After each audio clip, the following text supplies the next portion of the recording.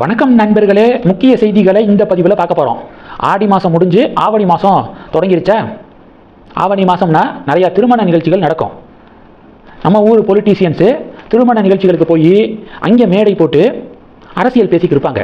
குறிப்பாக திராவிட கட்சிகள், அது திமுகவும் சரி அதிமுகவும் சரி, திருமண நிகழ்ச்சியில் போய் அரசியல் பேசுவாங்க. இன்னைக்கு உதயநிதி ஸ்டாலின் அவர்கள் தஞ்சாவூரில் ஒரு மேரேஜ் ஃபங்க்ஷனில் பாலிடிக்ஸ், டிவிகே கவர்மெண்ட்டை கடுமையாக விமர்சனம் பண்ணுறது, இப்படியெல்லாம் பேசியிருக்காரு. ஆனால் இவர்கள் மத்தியில் அண்ணாமலை தனியாக தெரிகிறாருங்க. அண்ணாமலை அவர்கள் நேற்றைக்கும் சரி இன்னைக்கும் சரி பல ஃபங்க்ஷனை அட்டன் பண்ணியிருக்காரு.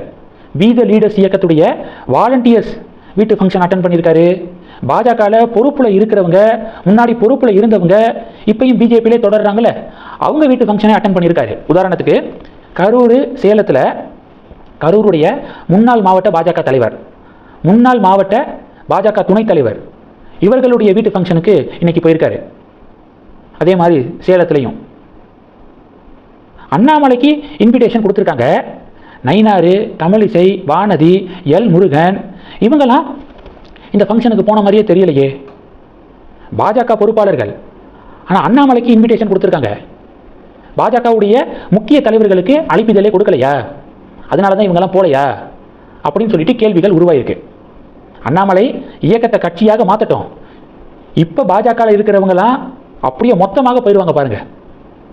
ஏற்கனவே 70-80% பேர் பிஜேபியை விட்டு வி த லீடர்ஸ் பக்கம் தாவிட்டாங்க. கட்சியாக மாறினதுக்கப்புறம் எல்லா கட்சிகளில் இருந்தும் பல முக்கிய புள்ளிகள் அண்ணாமலை கட்சியில் சேருவதற்கு வாய்ப்புகள் இருக்குது.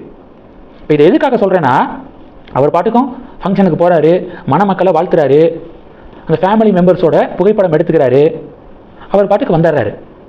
மேடையை போட்டு தேவையில்லாத அரசியல்லாம் அவர் எப்போதும் பேசுகிறவர் கிடையாது. அது மட்டும் இல்லாமல் இன்னொரு விஷயம், அந்த மணமேடை இருக்குல்ல, அந்த மணமேடையில் எல்லாருடைய கால்கள்லையும் காலணி இருக்குது அண்ணாமலையை தவிர. இதை ஒவ்வொரு ஃபங்க்ஷன்லையும் ஃபாலோ பண்ணுறாரு. அந்த இடத்த எவ்வளவு புனிதமாக நினச்சிருந்தா செருப்பெல்லாம் கலட்டி வச்சுட்டு அந்த மேடைக்கு ஏறுவார். இதுதான் அண்ணாமலை. சில அரசியல்வாதிகள்லாம் திருமணங்களில் ஒழிக்கப்படக்கூடிய மந்திரங்களை விமர்சனம்லாம் பண்ணியிருக்காங்க. முக்கிய அரசியல் தலைவர்லாம், டிஎம்கே உடைய தலைவரை தான் சொல்கிறேன். இவர்களுக்கு மத்தியில் தன்னுடைய காலனியை கலட்டி வச்சுட்டு அந்த மணமேடைக்கு போய் மணமக்களை வாழ்த்துறாரு. எப்படிப்பட்ட ரெஸ்பெக்ட் கொடுக்குறாரு பாருங்க. அதனால தான் சொன்னேன், இந்த பொலிட்டீஷியன்ஸ் மத்தியில் அண்ணாமலை எனக்கு தனியாக தெரிகிறாரு அப்படின்னு. அண்ணாமலையுடைய இது போன்ற செயல்களுக்கு பாராட்டுகள் குவிந்து வருது. அடுத்து என்ன பார்க்க போகிறோன்னா, நிதி ஆயோக் இருக்காங்கல்ல, அவங்க ஒரு ஷாக்கிங் ரிப்போர்ட்டை ஷேர் பண்ணியிருக்காங்க. நம்ம நாட்டில் 8,70,00,000 இளைஞர்கள் 15 வயசுலேருந்து 29 வயதுக்குட்பட்ட 8.7 crores யங்ஸ்டர்ஸு சும்மா இருக்காங்க. ஸ்கூல் போல, காலேஜ் போல, வேலைக்கும் போல. அப்படின்னா என்ன? படிக்கவும் இல்லை, வேலைக்கும் போல, சும்மா சுற்றுறாங்க அப்படின்னு நிதி ஆயோக் ஷாக்கிங் ரிப்போர்ட் வெளியிட்டிருக்காங்க. இந்தியாவுடைய பாப்புலேஷனில் 15லேருந்து 29 வயதுக்குட்பட்டவர்கள் மொத்தம் 37 கோடி பேர் இருக்காங்க.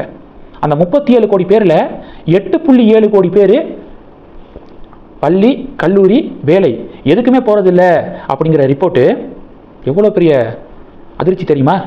கிட்டத்தட்ட 37 கோடியில் 8.7 கோடி அப்படிங்கிறது 25%. இந்த டேட்டா தேசிய அளவில் பெரிய பரபரப்பை ஏற்படுத்தியிருக்கு. இந்த செய்திகளை பற்றி உங்களுடைய பார்வைகளை மறக்காமல் கமெண்ட் பண்ணுங்கள். தொடர்ந்து கணக்கில் இருங்க. அடுத்தடுத்து நிறையா பதிவுகளை பார்க்க போகிறோம். நன்றி. ஜெய்ஹிந்த்.